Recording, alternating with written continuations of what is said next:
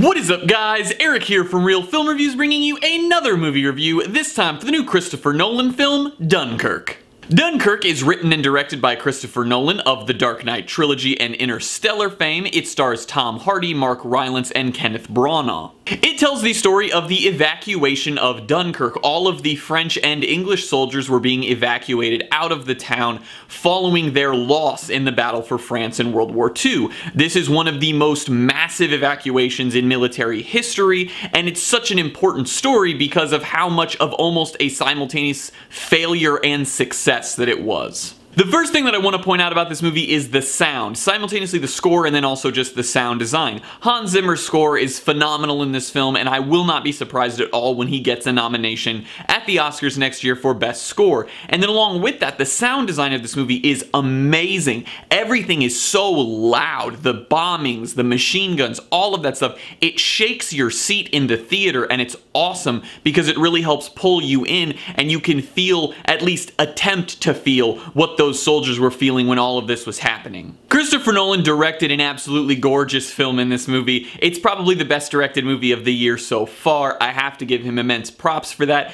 Everything in the movie looks phenomenal. The air combat is amazing. All of the explosions, all of the fires, everything that you see in this movie, almost all of it is entirely practical, which is insanely impressive because it all looks so great, and it helps pull you in more and more into this story that's being told in the film of all of these soldiers trying to escape. And then to go along with that, this film is told through three different areas. You have the sea, which is Mark Rylance's character as a civilian boat who is sent to help retrieve soldiers at Dunkirk. You have the air, which is members of the British Royal Air Force who are trying to protect the people on the ground at Dunkirk from the Germans. And then you have the mole, which is the land. The mole is just a fancy word for a piece of land that extends out into water, so it's still deep so bigger ships can come in and pick people up, but it's not really that important. It's the land. So each story has its own characters that are involved in it. So you get to see these three different aspects of warfare from this conflict, and I thought that that was a really interesting way to tell the story.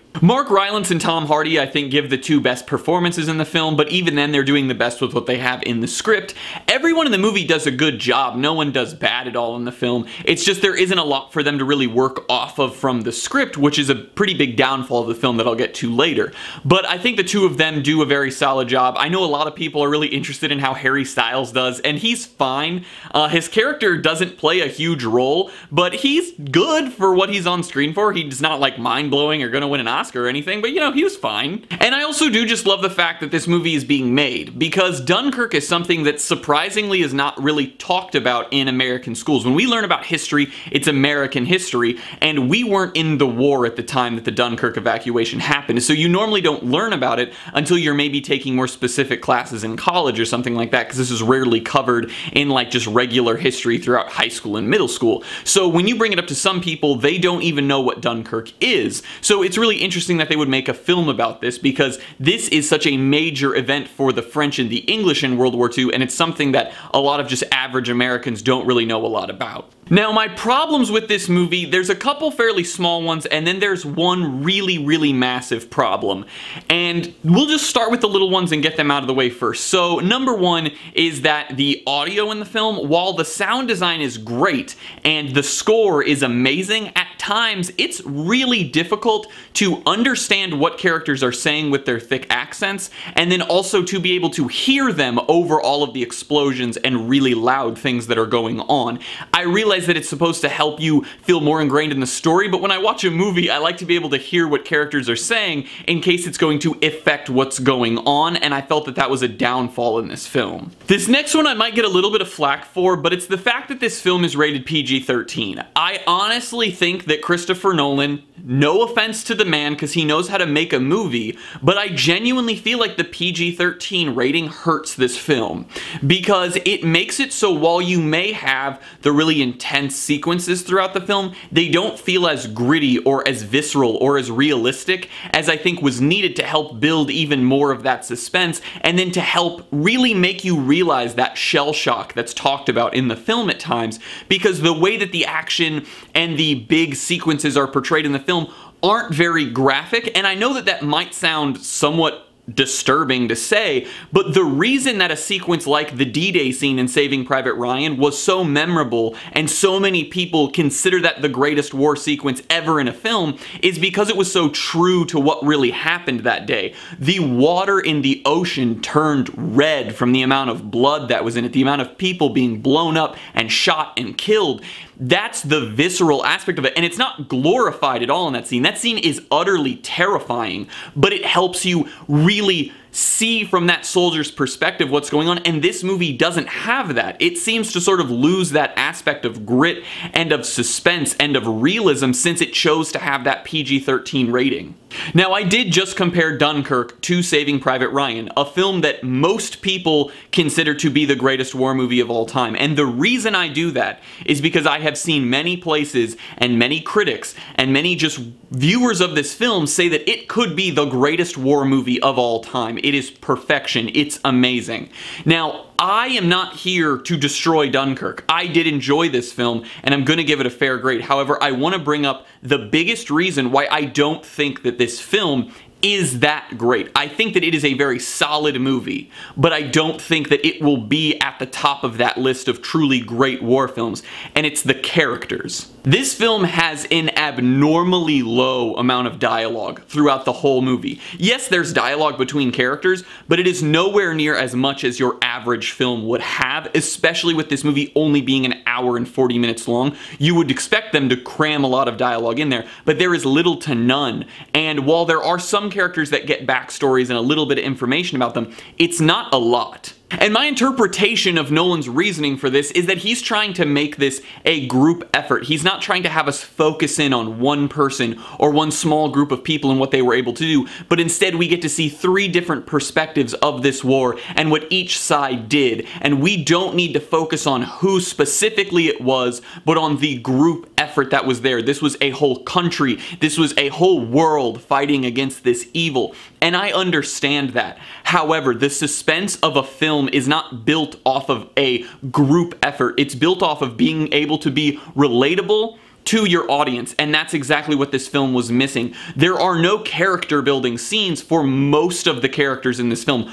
A lot of them are just very, I'm a soldier and I'm in this scary, absolutely terrifying situation and I don't know what to do. I'm an airman and it's my job to do this. I'm the captain of this boat and it's my job to do this. And yes, a few characters get a little bit of backstory throughout the film, but nowhere near enough that I was genuinely like worried in my heart, like I care so much about this character that I don't want anything bad to happen to them. When you watch Saving Private Ryan, the strength of that movie, while it has the gritty, visceral, realistic World War II violence, the true like glory of that movie is how it builds its characters in a realistic and relatable way.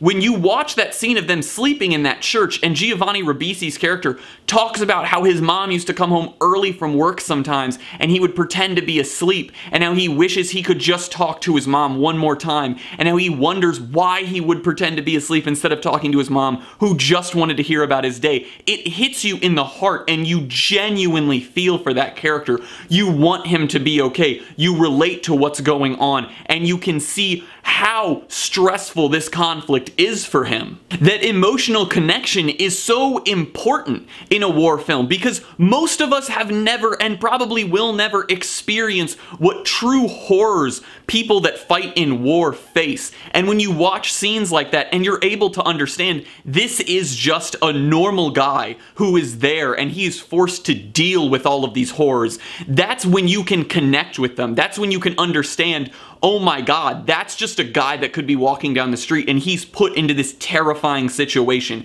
Almost every member of the squad in Saving Private Ryan gets a moment like that. Tom Hanks does.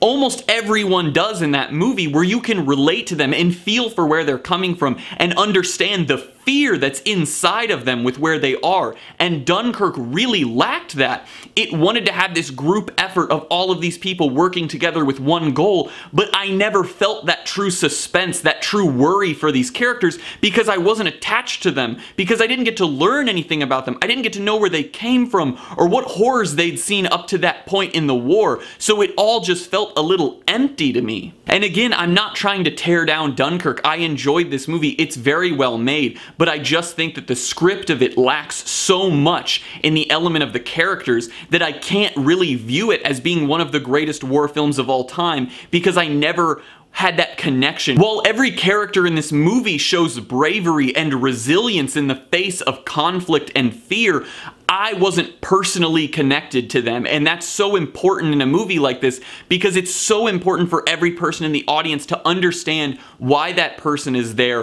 what they fear, what they've seen, where they've come from, so that way you can understand who that person is and relate to them, so that way it's more daring when things happen, when they're attacked, when there's firefights, when there's planes that are bombing places. You genuinely worry for that character, but in this film, I didn't really do that at all. I'm gonna give Dunkirk a B. This is still a great movie. Visually, it is absolutely gorgeous, but just in the script, it really lacks those characters that you need in a war film to be able to relate to them and understand the fears and the hopes that they have, because this film just didn't invest enough in them for me. Well guys, as always, I'm Eric. If you enjoyed this review, please do like, subscribe, comment down below what you thought of Dunkirk, share everything we do here on Real Film Reviews, and I hope to see you guys later.